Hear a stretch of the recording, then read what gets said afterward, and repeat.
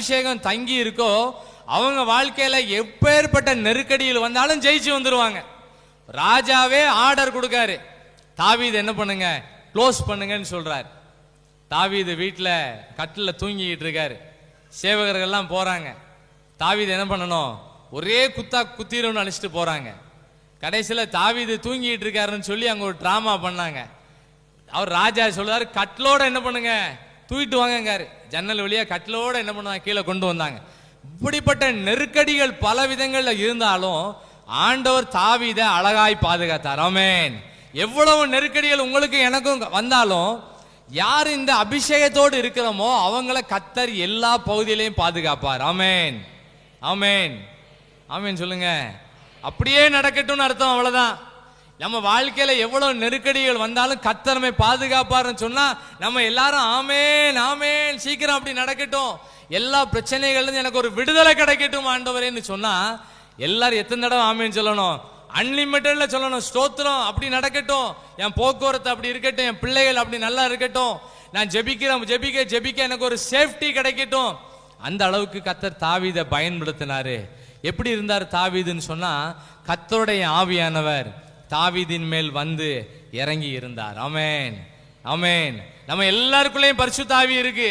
அதை நம்ம அடிக்கடி நம்ம ஜெபிக்கணும். ஆண்டவரே, தாவீதின் மேல இறங்கின அந்த அபிஷேகம் என் மேல தங்கி இருக்கட்டும் ஆண்டவரே. ஒரு கை வைத்து ஜெபம் பண்ணிடுவோமா? இப்பவுமே நீங்க கை வைத்துட்டே நல்லா இருக்கும். கை வைத்து ஜெபம் பண்ண மேல, ஆண்டவரே தாவீதின் மேல இறங்கின அந்த ஆவி என் மேல இறங்கட்டும் ஐயா. கொஞ்சம் சத்தமா ஜெபம் பண்ணுங்க பார்ப்போம். எல்லாரும் கேளுங்க, சத்தமா கேளுங்க. கடைசி நாட்கள்ல மாம்சமான யாவர் மேலும் என் ஆவியை ஊற்றுவேன்.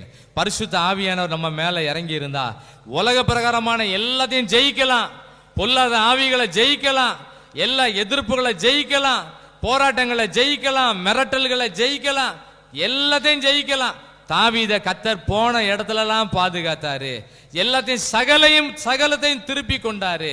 ஆண்டவரே, தாவீதின் மேல இறங்கின அந்த பரிசுத்த ஆவி எங்க எல்லாரும் மேல இறங்கட்டும் ஆண்டவரே, பல மடங்கு இறங்கட்டும் ஆண்டவரே. தாவீது மேல தங்கி இருந்த அந்த அபிஷேகம் எல்லா வீடுகளுக்குள்ளேயும் தங்கி இருக்கட்டும் இயேசுவின் நாமத்தினால ஜெபிக்கிறோம் ஆண்டவரே.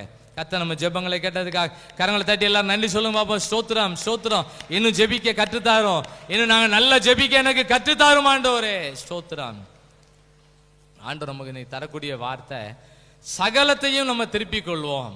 எதெல்லாம் நம்ம இழந்து போயிருக்கிறோமோ அதெல்லாம் திரும்ப பெற்றுக்கொள்ளலாம். எந்த அனுபவத்தில் பெற்றுக்கொள்ளலாம்? நெருக்கடியான நேரம் வரும்போது நெருக்கடித்தின் நேரத்திலே நம்ம எல்லாரும் ஜெபிக்க பழகிறணும். ஆமென். பிரச்சனை வருவதற்கு முன்னாலே ஜெபிக்கிறது ரொம்ப நல்லது.